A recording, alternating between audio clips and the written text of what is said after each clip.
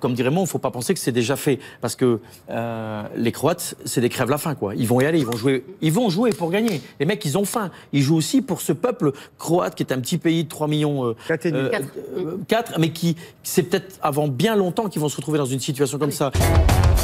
On peut se faire battre tout simplement par plus fort que nous, quoi. Oui, et puis pas simplement parce que les Croates, c'est des morts de faim qui sont un pays de 4 millions d'habitants, etc. Tout simplement parce qu'ils ont une génération, eux aussi de joueurs, qui est une génération formidable, qui est une génération un peu comme les Belges qui arrivent à maturité aujourd'hui.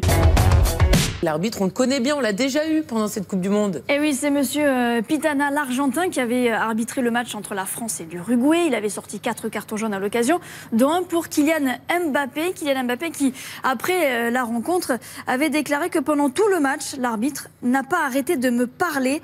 Arrête de faire ci, arrête de faire ça. Je crois qu'il avait quelque chose contre moi. L'arbitre joue aussi sa crédibilité, c'est quand même une finale de Coupe du Monde, il va pas carrer Mbappé tout le match, ça n'aurait pas de sens non plus. Moi il m'avait beaucoup saoulé, hein, l'arbitre, j'ai pas du tout le même avis, il m'avait gavé, je trouvais que les Uruguayens avaient fait beaucoup de fautes, il avait mis du temps avant de mettre des cartons. Et ce que va faire Oscar Pitana, comme ce que va faire Mbappé, c'est que tous les deux vont se tenir à carreau. Parce qu'à partir du moment où Mbappé a fait cette déclaration, tout le monde va surveiller l'arbitre pour savoir si jamais il va lui faire payer. Mais c'est peut-être malin de la part d'Mbappé, finalement. La France d'aujourd'hui, c'est une France avec plein de couleurs. Ça ne veut pas dire... On se sent tous français. On est heureux de porter ce maillot. On est heureux... Moi, je suis très heureux d'avoir grandi en France. Ce qui prouve aussi que nos sportifs ne sont pas uniquement des pouces-ballons comme certains confrères de radio culturelle ont pu le dire il y a quelques temps. Des propos qui m'avaient terriblement choqué. C'était un éditorial d'un journaliste de France Culture.